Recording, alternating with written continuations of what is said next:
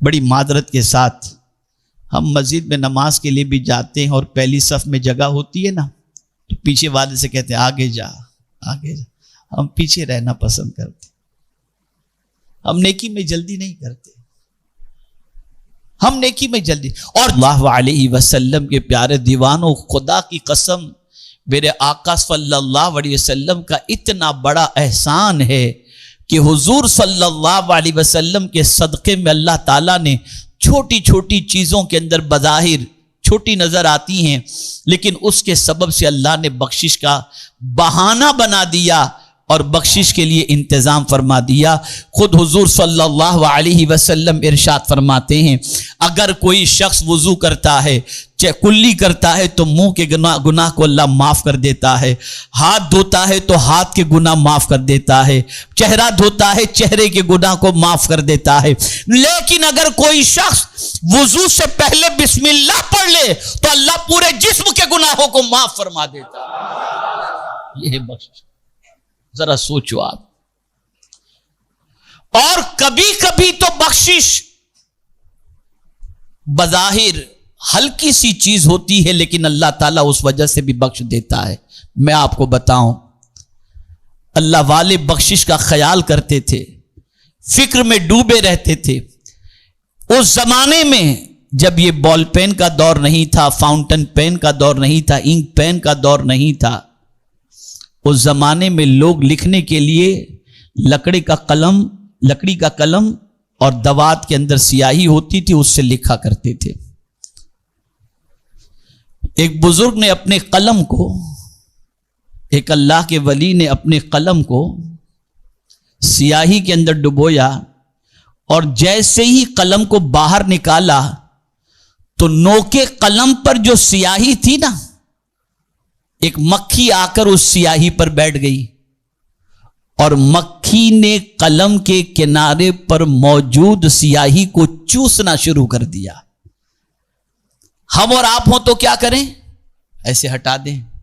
لیکن وہ اللہ کے ولی ہلکی سی بھی جنبش نہیں دیتے، لکڑی کے قلم کو یوں ہی پکڑ کے رکھتے ہیں جب تک کہ مکھی پوری سیاہی نہیں چوس لیتی.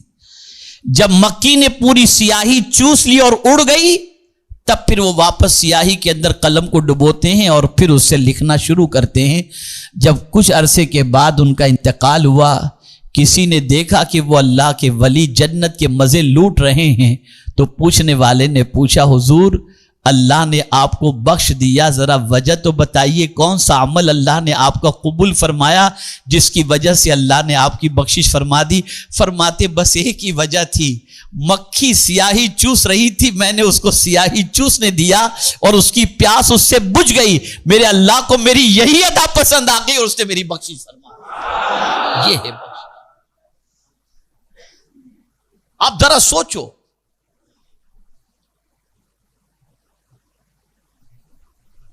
بخاری شریف کی حدیث مبارکہ ہے، ایک ایسی عورت جس کا دامن گناہوں سے آلودہ تھا، لیکن اس عورت نے کنویں سے پینے کے لیے پانی نکالا اور خود پانی سے سیراب ہو گئی تو دیکھا ایک کتا دور پیاس سے اپنی زبان کو باہر لٹکائے ہوئے ہے.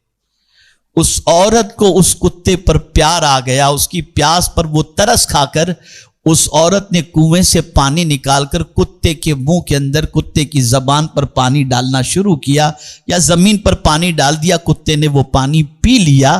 اللہ اکبر. جب اس کا انتقال ہوا تو دیکھنے والے نے دیکھا کہ وہ جنت میں ٹہل رہی ہے. پوچھا گیا تیرے دامن پر تو گناہوں کے اتنے دھبے لگے تھے، تو جنت میں کیسے پہنچی؟ تو جواب میں وہ کہتی ہے میں نے اللہ کی مخلوق کتے کی پیاس پر مہربانی کر دی اور اسے پانی پلا دیا، میرے کریم نے مجھے بخش دیا.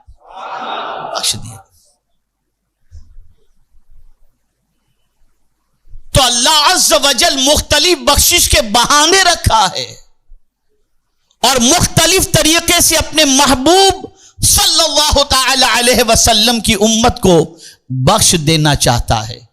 وہ چاہتا ہے کہ محبوب کی امت کی نجات ہو جائے، محبوب کی امت کی بخشش ہو جائے, محبوب کی امت جنت کی حقدار بن جائے.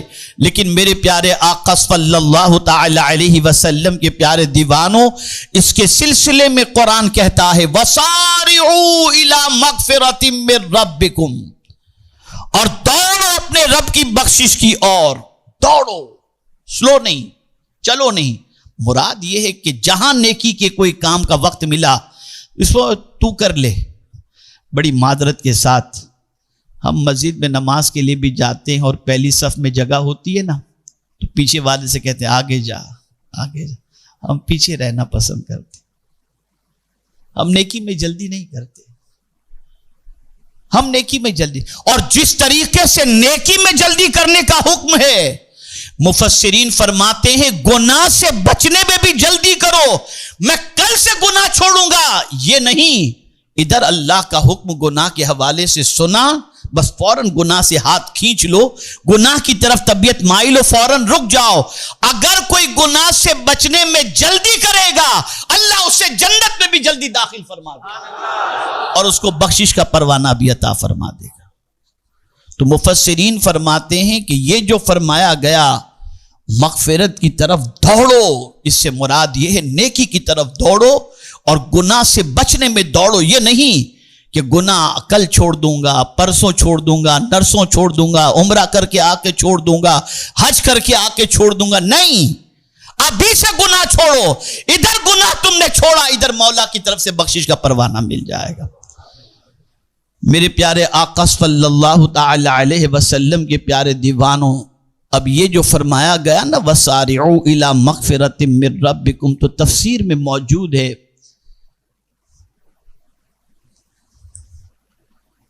کہ مغفرت کی طرف جلدی کرنے کا جو فرمایا گیا اس کا ایک ذریعہ جیسے نیکیوں کی طرف جلدی کرنا, اور اسی طرح دوسرا طریقہ توبہ کرنا اور استغفار کرنا بھی ہے.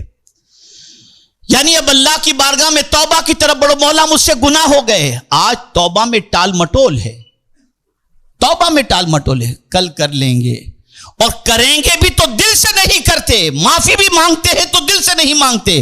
اور کچھ لوگ اتنے سخت دل ہوتے ہیں, ارے یار کیا کریں, چلتا ہے, بعد میں کر لیں گے, پھر کر لیں گے. تو میرے پیارے آقا صلی اللہ تعالی علیہ وسلم کے پیارے دیوانوں, بعد والا معاملہ کسی نے نہیں دیکھا. جو سانس اندر گئی ہے وہ باہر نکلے گی وہ بھی نہیں معلوم. اس سے پہلے توبہ کر لو, اللہ سے مغفرت چاہ لو, اللہ سے بخشش کا پروانہ حاصل کر لو. تو یہاں پر ایک مراد یہ بھی ہے کہ توبہ کرنے میں جلدی کرو, استغفار کرنے میں جلدی کرو.